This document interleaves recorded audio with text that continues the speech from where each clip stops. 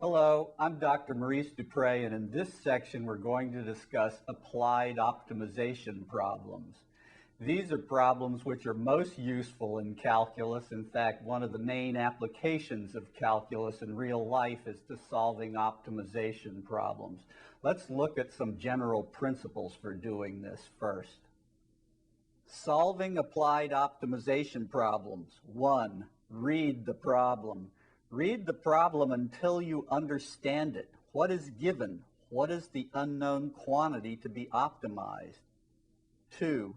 Draw a picture. Label any part that may be important to the problem. 3. Introduce variables. List every relation in the picture and in the problem as an equation or algebraic expression and identify the unknown variable. 4. Write an equation for the unknown quantity. If you can express the unknown as a function of a single variable or in two equations and two unknowns, this may require considerable manipulation. 5. Test the critical points and endpoints in the domain of the unknown. Use what you know about the shape of the function's graph. Use the first and second derivatives to identify and classify the function's critical points. In many optimization problems, we have to deal with the situation of trying to enclose something, and we have to bear in mind the cost of what we're building with. For instance, if we're fencing an area, we have to be mindful of the fact that fencing material is costly, and so we want to minimize our cost, which amounts to minimizing the amount of fencing to enclose a given area. Or if we're building some kind of a container to contain a certain volume, we would like to minimize the surface area because the surface area is related to the cost of the material of the container and so forth. So let's begin with the simplest type of situation. We're going to be fencing a region. The best fencing plan: a rectangular plot of farmland will be bounded on one side by a river and on the other three sides by a single strand electric fence.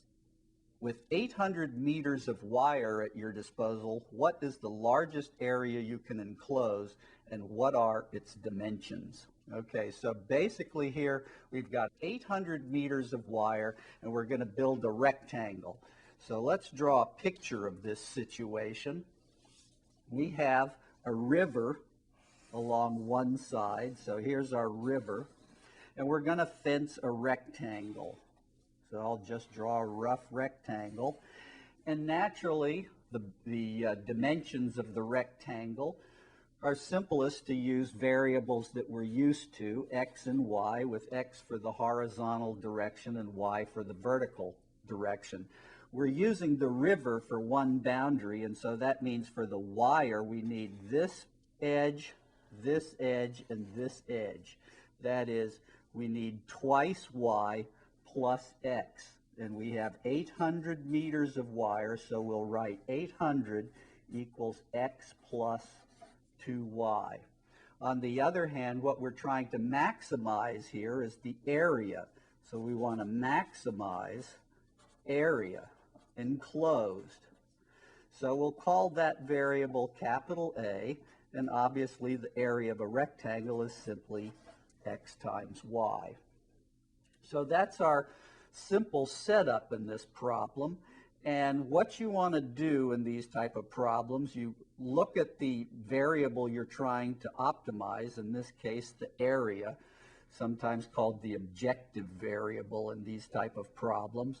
And once we see what our objective is, we want to reduce that to being dependent on only a single variable, because once we've reduced it to only depending on a single variable, we can differentiate with respect to that variable and set the derivative equal to 0, because remember, our optimal points will have to be where the derivative is 0 in these types of problems.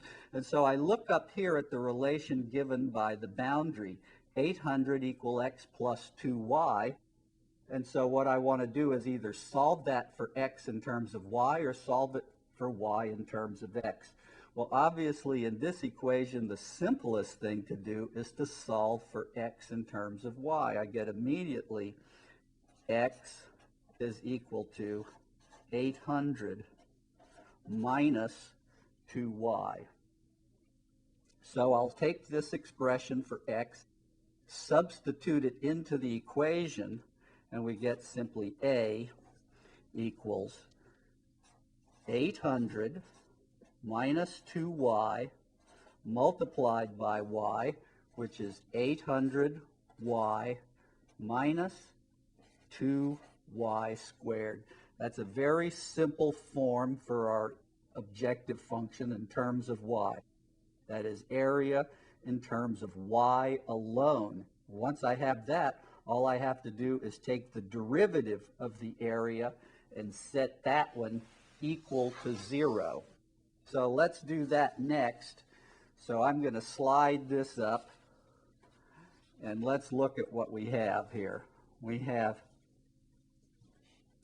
area.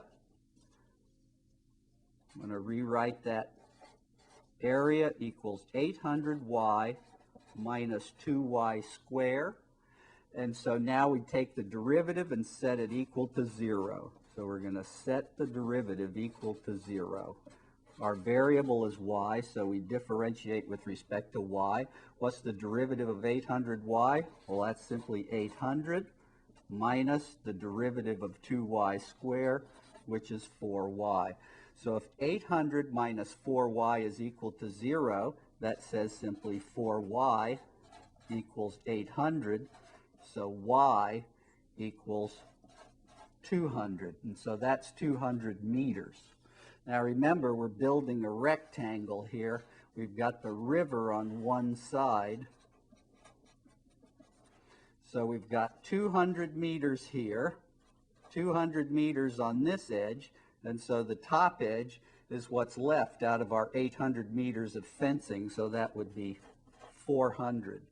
So you see we've got a rectangle here, which is 400 by 200. What's its area? The maximum area is simply length times width, 400 times 200, which is 80,000 meters square. That's square meters. Remember, our length is in meters, and so consequently our area is in square meters. 80,000 square meters is the maximum area we can enclose. And notice the dimensions. This rectangle is going to be twice as long along the river. The edge parallel to the river will be twice the length of the edges perpendicular to the river. Well, let's look at another problem where we maximize area, and this time we're going to be adjusting our figure by an angular measure. Two sides of a triangle have lengths A and B, and the angle between them is theta. What value of theta will maximize the triangle's area? Hint, A equals 1/2 AB sine theta. Of course, in this formula, A means the area, and we're talking about the area of this triangle. I've drawn a little picture here showing such a triangle. The base side I've drawn has length A, and this edge has length B, so the edges A and B touch at this vertex on the left and form an angle theta. Now notice if I use H for the height of this triangle, H divided by B would be the sine of the angle theta, opposite over hypotenuse. Notice the little dotted line here together with this much of the base like that is a right triangle, and so consequently the sine of the angle theta is H over B, and therefore H I can write is B times sine of theta. And so consequently, because the area is 1/2 base, which here is A, times height, notice when I substitute B sine theta for H, we get this formula for the area. A is 1/2 AB sine of theta. And so consequently, because of this formula, we see that the area is a function of theta alone in this case, because the A and the B are fixed. They're not variables. And so consequently, we have a very simple function then to optimize. We want to take the derivative of that function and set it equal to 0. 1/2 AB sine theta. All we do is differentiate with respect to theta and set it equal to 0. So let's do that next. So we have A is 1/2 AB sine of theta. So we'll be setting 0 equal to the derivative of A with respect to theta. The derivative of A with respect to theta is 1/2 AB times the derivative of sine theta, which is, of course, cosine theta. Now, the only way that this can be equal to 0 is for the cosine of theta to be 0, because the three numbers, 1/2, A and B, are, of course, positive numbers. And so, therefore, we get the simple equation cosine theta equals 0. Now, when is the cosine theta going to be 0? Remember, our angle theta can at most be 180 degrees, and so we know that the cosine only will be 0 in that range for cosine of pi over 2. In other words, cosine pi over 2 is 0, and so what we see is theta equals pi over 2. In other words, our triangle of maximum area is a right triangle. Here's A, here's B, and so in that case, the third side, of course, by the Pythagorean theorem, is simply the square root of A squared plus B squared. And since the sine of pi over 2 equals 1, when we put that in here, sine of pi over 2 equals 1, we just get A equals 1/2 AB. Now, notice we could see this has to be the maximum value right from this expression for the area, because what values can sine of theta take? Remember, absolute value of sine theta is always less than or equal to 1. So the biggest we could possibly have for this factor is 1. And when I replace sine theta by 1, I just get the maximum area is 1/2 AB. In other words, the maximum area would be simply by just taking that part of the expression and scratching that off. Well, another family of applied optimization problems are problems that are purely geometrical, and these concern situations where you have some figure that's inscribed in another figure. The outer figure is fixed, and you want to adjust the inner figure to maximize area or volume in the case of a three-dimensional setup. Well, let's look at a simple problem of this form.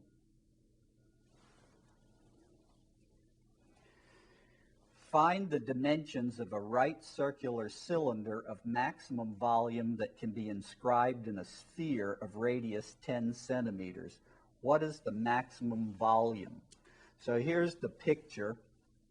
Little sphere I've drawn here. Imagine that its radius is 10 centimeters, and inside it we see the cylinder that's inscribed.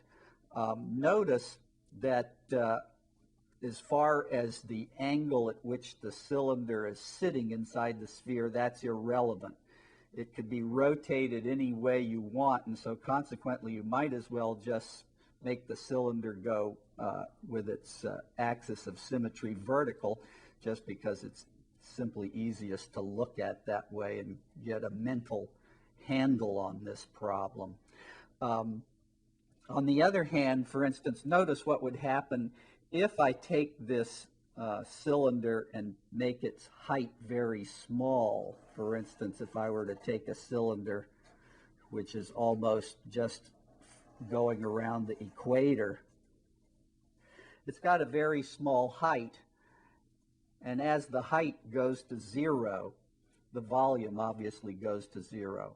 On the other hand, if the radius of the top of the cylinder were to get very small, for instance, if I have a very tiny radius and the cylinder begins to look like this, then again, as that radius goes to 0, the volume goes to 0. So consequently, at these extremes, the volume of the inscribed cylinder is going to 0, and so consequently it's clear that there's some adjustment of the cylinder's dimensions inside that sphere which gives maximum volume. And so let's see what that maximum volume is and what the dimensions are next. Okay, so here I have a crude picture that I drew mostly by hand, and here's the cylinder, and what I've done is I've superimposed a coordinate system so that the center of the sphere is the center of the coordinate system, and here I imagine the y-axis is the axis of symmetry of the cylinder. That's just for simplicity. And so consequently, as far as arranging the dimensions of this cylinder are concerned, I'll just use the ordinary coordinates here, x and y. So here we have the y-axis and the x-axis, and so this point right here, where the sphere intersects the xy plane, we'll think that's an equatorial plane we're looking down on, and so that's the point x comma y, and this sphere has radius capital R, and of course our capital R is given to us as 10 centimeters. Now notice the radius of the top of this cylinder then is just x, and so the area of the top is equal to pi x squared. And of course, what's the length of the side? Well, this much is y, and so the whole height of the cylinder is 2y. And so therefore the volume of the cylinder, which I'll denote by V, is the area of the base, which is the pi x squared, multiplied by the height, which is 2y. So we have pi x squared times 2y, or simply V equals 2 pi x squared y. Now our volume is depending on two coordinates here, the x and the y, and in order to find the optimum, we need to get the volume expressed as a single, in terms of a single variable, either x or y, and so we need a relationship between x and y. Well, notice this equatorial circle we're looking down here will have equation x squared plus y squared equals r squared. Now that's a very simple relationship. And what we have to ask ourselves is, what's the simplest thing to do? Do we want to solve for y in terms of x? Well, notice if I do, y will be the square root of r squared minus x squared. And if I put that in, we'll have a radical in our expression for the volume.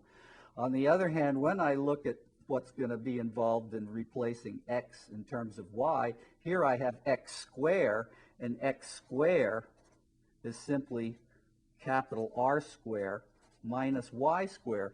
So if I go the route of replacing the x squared by capital R squared minus y squared, then I'll have a much simpler equation to deal with. I won't have radicals, you see. So these kind of choices that you make along the way in solving these problems can have a lot to do with how simple the solution will work out.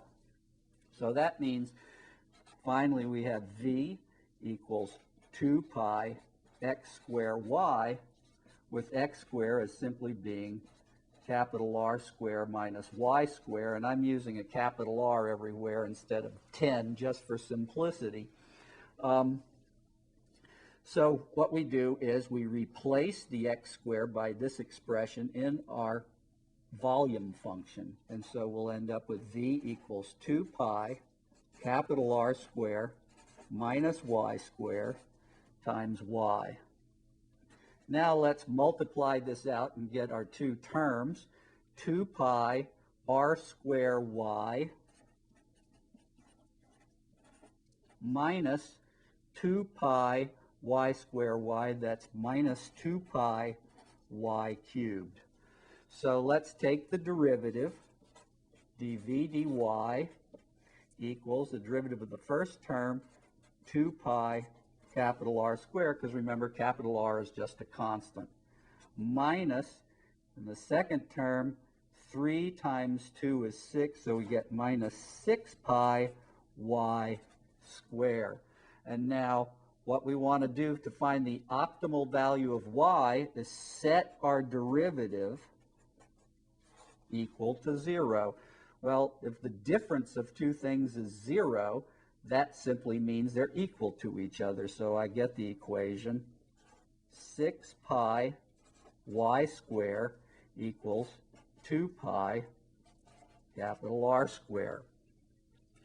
Well, this is very nice because notice the pi's cancel, and I can cancel 2 with 6, leaving 3, and so I find that y squared is simply capital R squared over 3, which is giving us, in effect, the implication that y is simply capital R divided by the square root of 3, or in this case 10 centimeters divided by square root 3. Okay, well, let's figure out what the actual volume is that we're getting. Notice this is a nice simple result. Even in general, the cylinder will be given by having y is capital R over square root of 3. Now remember, what's the height? The height is 2y. So the height is 2 square root 3 capital R. In this case, 20 over square root 3 centimeters. So let's do some computations now that we have the result. We have y equals R divided by square root 3. And of course, we know x squared is R squared minus y squared. And so x squared is R squared minus R squared over 3, which is 2/3 R squared. And so that tells us that x is square root of 2/3 times R. So that's the radius of our cylinder, and the height,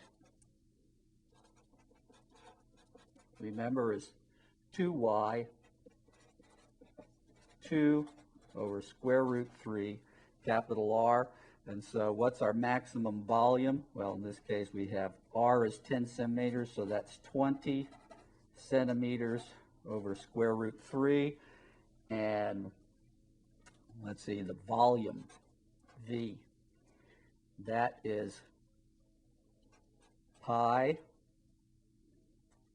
x squared times the height, in this case 20 over square root 3. So we get pi times 2/3 10 squared 20 divided by the square root of 3.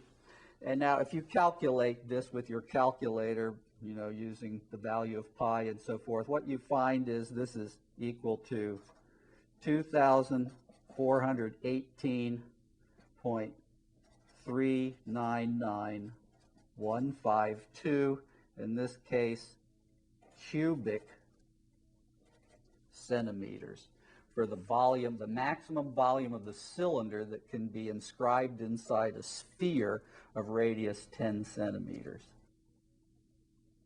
In many problems of applied optimization, we're interested in motion problems. In a certain situation, if we know the equation of motion of an object, then can we tell how far it goes in some extreme direction? In many applications, we're dealing with objects moving under the influence of Earth's gravity. Let's look at the simple form of this problem. Here we have vertical motion. The height of an object moving vertically is given by s equal negative 16t squared plus 96t plus 112. In fact, that would be the typical situation for any object moving under the influence of Earth's gravity that is near the surface of the Earth, near enough during its flight so that Earth's gravity doesn't change appreciably during that time. So this is the formula. Here, S is in feet and T is in seconds. find A, the object's velocity when t equals 0, B, its maximum height and when it occurs, and C, its velocity when s equals 0. Now, for instance, one of the things we can see right away is that when t equals 0, the height of the object with this equation is at 112 feet. So when I see something like this, I can see right away that whatever this constant sitting at the right is, that's the initial height of the object. Now, how do we find the velocity in a motion problem? We differentiate with respect to time, and of course this is very easy here. The derivative of the first term is simply negative 2 times 16 is 32t. So we can write v equals negative 32t plus the derivative of the second term. Well, the derivative of 96t is just 96. On the other hand, the derivative of 112 is just 0, so it's a constant. So notice we have a very simple formula for velocity as it depends on time. Velocity is negative 32t plus 96. So when I put t equal to 0, the only thing that survives is 96. That is, when I look at this expression, I spot the coefficient of t as 96. I automatically know that's the object's initial velocity, its velocity when t equals 0. Well, the derivative of velocity is acceleration. What's the acceleration? When I take the derivative of this expression, the derivative of negative 32t is negative 32. And of course our units here are feet and seconds, so the acceleration would be expressed as feet per second squared. That is the acceleration of gravity near the surface of the Earth everywhere. If you're within a few hundred feet of the Earth's surface, then the acceleration you're experiencing is negative 32 feet per second squared fairly accurately. So these are the things that describe the object's motion. You can see that if an object is moving purely under the influence of Earth's gravity, the acceleration has to be negative 32t, and therefore the velocity is negative 32t plus whatever its initial velocity would be. And so therefore, in that case, in general, the s would be negative 16t squared plus whatever the initial velocity is times time plus 112, whatever the initial height is, excuse me. In this case, it was 112. Okay, now another thing we can figure out is the maximum height and what time that occurs. How do we do that? Well, remember, whenever you're finding a maximum or a minimum, you're going to take the derivative of the function and set it equal to 0. Well, the derivative of s is the velocity, and so the question here then is, when is the velocity equal to 0? If I set v equal to 0, notice it gives me the simple equation 32t equals 96. And so the time at which maximum velocity occurs is simply 96 divided by 32, or 3. Time is in seconds. So that's at t equal 3 seconds, we're going to hit the maximum height. Now, one thing to notice about this expression is what's its general form. In other words, if I think instead of motion for a minute, let's think in terms of graphing that. We have a negative 16t squared plus some lower degree terms. What we have is a quadratic function of degree 2 with a negative coefficient of the highest degree term. In other words, it's a simple downward parabola. And one geometric fact about a parabola is that it's symmetric about its highest point. And so consequently, what we know is that the slope of the tangent line, for instance, which tells us the velocity at, for instance, 1 second before I reach maximum height, the velocity will be going up. 1 second after the maximum height, the velocity will be going down, but those two speeds will be identical. So these kind of things are very useful to keep in mind when dealing with these motion problems. So how do we find that maximum height? Well, we found that it happens at time t equals 3, so we just take that 3 and plug it into the equation for s. So here's what we have. S equals negative 16t squared plus 96t plus 112. And so we want to find S at 3. That's our maximum height. So that's negative 16 times 3 squared plus 96 times 3 plus 112.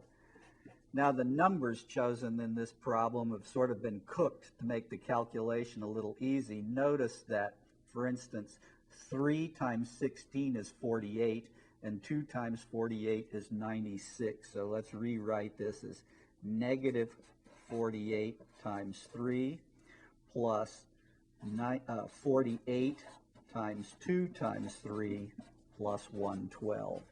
And so here we have 6 48ths minus 3 48ths is plus 3 48ths plus 112. So what's 3 times 48? Well, 3 8s are 24, carry 2, 3 4s are 12, and 2 is 14, 144 plus 112. So we end up with 256 feet as the maximum height. Okay, we're almost finished now. We just have to do the last part of the problem, which is to find the velocity when s equals 0. Well, what's the significance of that? Remember, s is the height of the object above the surface of the Earth. So when s equals 0, that's when the object, whatever it is, hits the ground.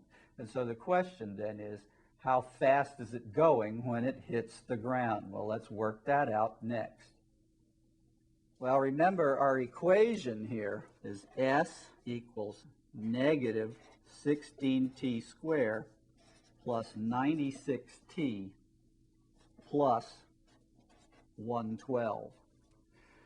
Well, one thing to keep in mind is every one of these numbers is a multiple of 16. It's actually, the numbers have been cooked. For instance, 16 is 6 times 16 is 96. What happens if I add 16 to 96? I get 112, so that's actually 7 times 16. So I can factor out a 16. In fact, let's factor out negative 16. We get t squared minus 6t minus 7. And so in order to find the time at which the object hits the ground, we're going to set that equal to 0 and solve for t. So we're solving the quadratic equation effectively. T squared minus 6t minus 7 equals 0. Well, that actually factors easily, doesn't it? So we get negative 16 times t minus 7 times t plus 1 equals 0. And we have two solutions here. T equals negative 1 and t equals 7. Well, the t equal negative 1 solution is probably not of interest because this motion was probably started by throwing this object up at the initial velocity 96 feet per second. But when it comes back down to the ground is when t equals 7. And so consequently, what we want to do is look back at our velocity formula. V is equal to, remember, negative 32t plus 96. That's just the derivative of s with respect to t. And so what we have to do is substitute t equals 7. I want to point out something. Remember the symmetry of the parabola. So the motion picture is a parabola.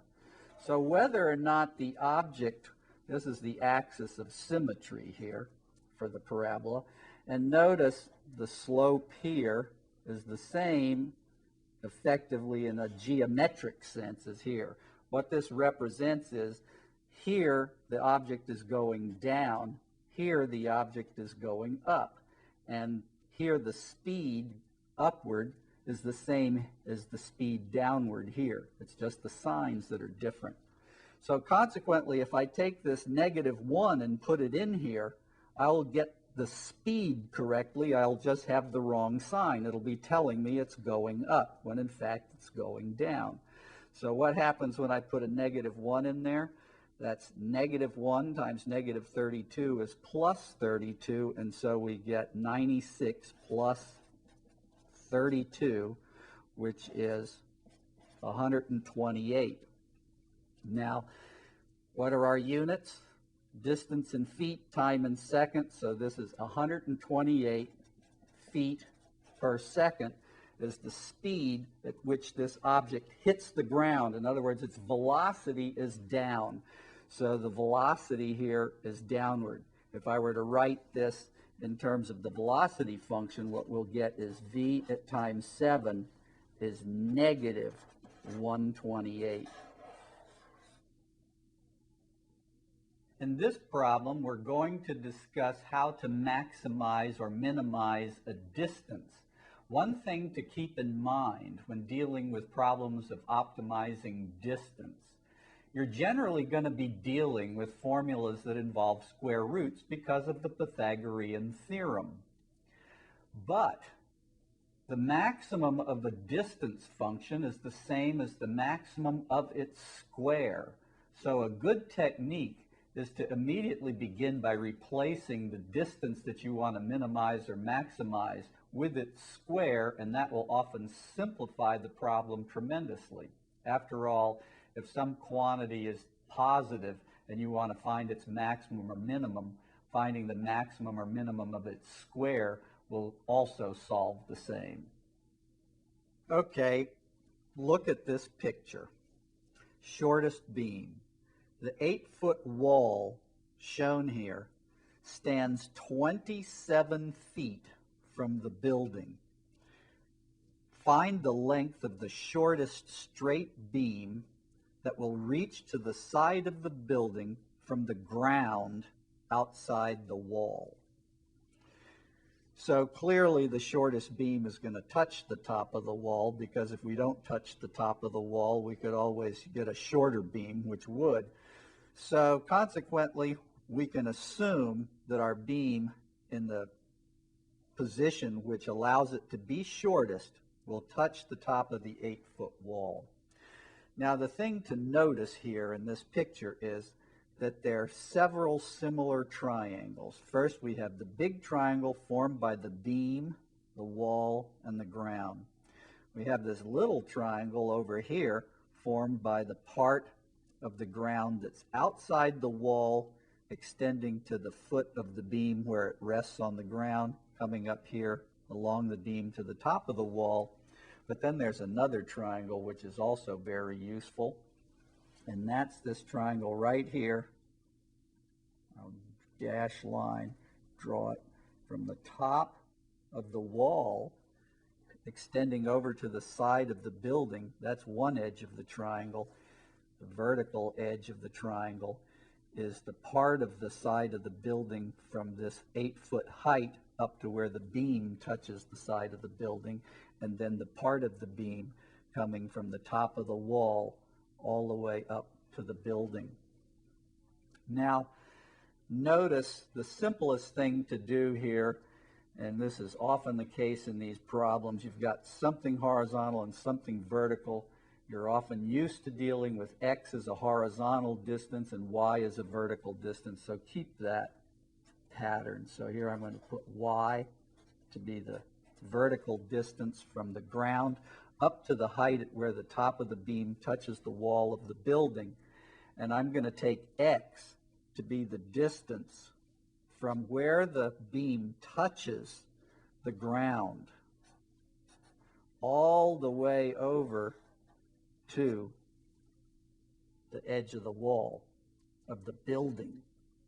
So here we have that whole distance is x and this whole distance is y, and so that means our length s for the beam, so that's, I'm going to use the symbol s for beam length,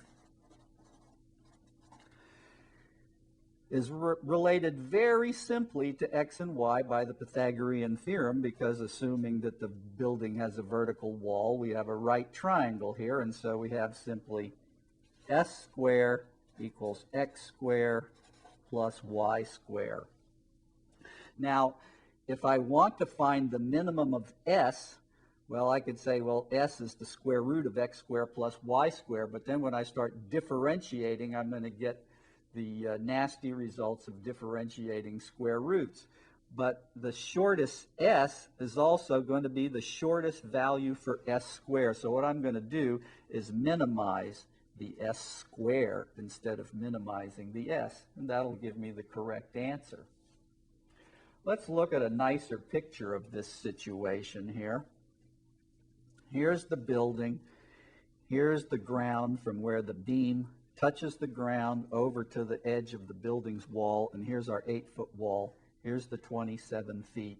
And so in this picture, remember, y is this distance from the ground to where the top of the beam hits the wall of the building, and x is this distance from where the foot of the beam touches the ground all the way over to where the edge of the building touches the ground. Here's our 8-foot wall, and so here's our extra little triangle here. So one tiny triangle, bigger triangle in the picture, and the biggest triangle. Of course, we can't assume that this little triangle, which is shown in the picture, is actually smaller than any of these other, well, at least smaller than this one, because we don't really know what the optimal position is yet. But what we have as variables, s is the beam length, x is the distance from here to the building, y is the distance up to here, and so we have s squared equals x squared plus y squared.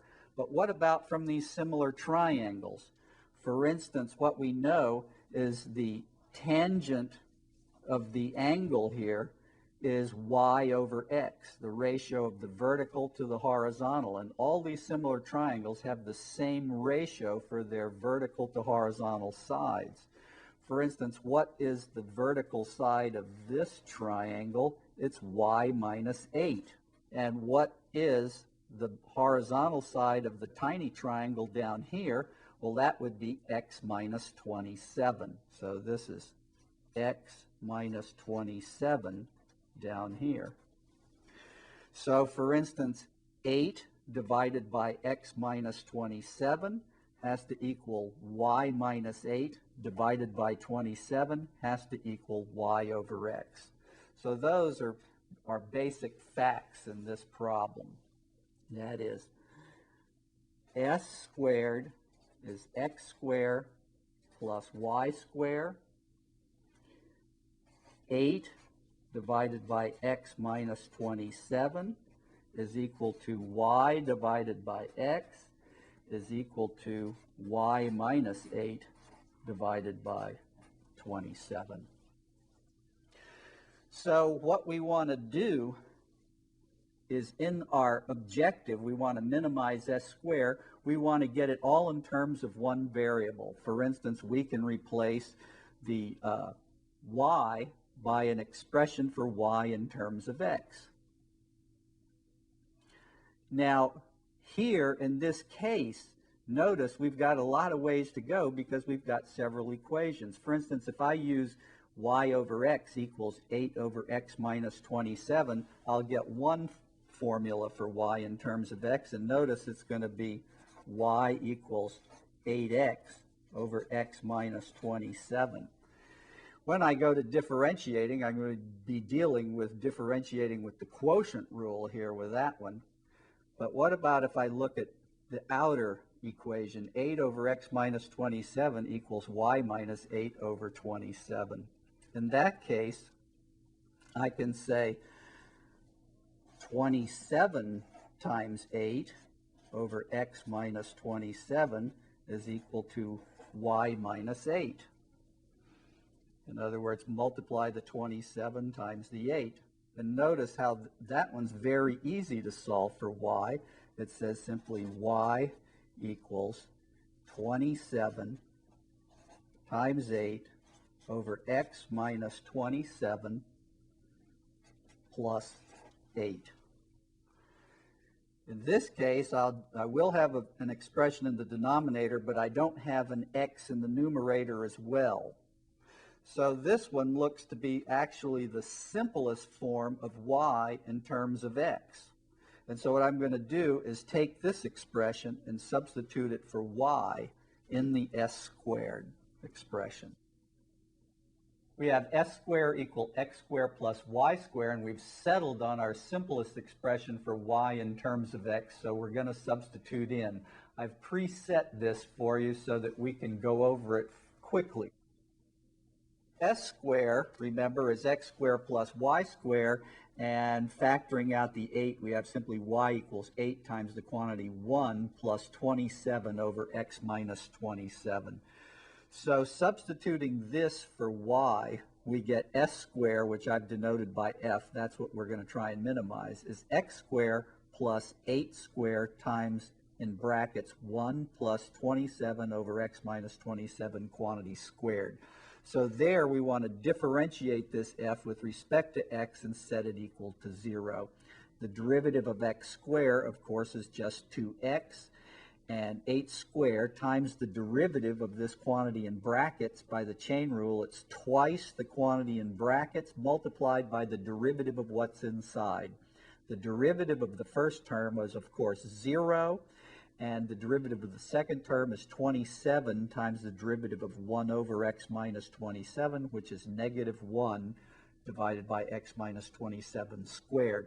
So we want to set this equal to 0. Well, notice because of this negative 1 here, that effectively means that this without the negative 1 is equal to this. Canceling the 2's are gone, and that just amounts to saying that x itself is equal to all of this without the negative 1.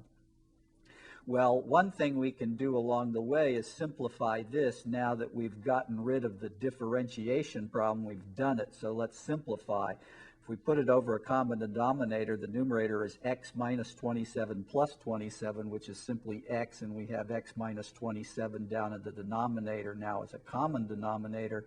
Multiplied by this x minus 27 gives us an x minus 27 cubed in the denominator, but our x in the numerator. So now we have a very simple equation. X equal 8 squared times 27 times the quantity x over x minus 27 cubed. Why is it simple? Well, notice the wall, the 8-foot wall, is 27 feet from the building, so the beam is certainly going to have to extend beyond that. In other words, we know x is greater than or equal to 27.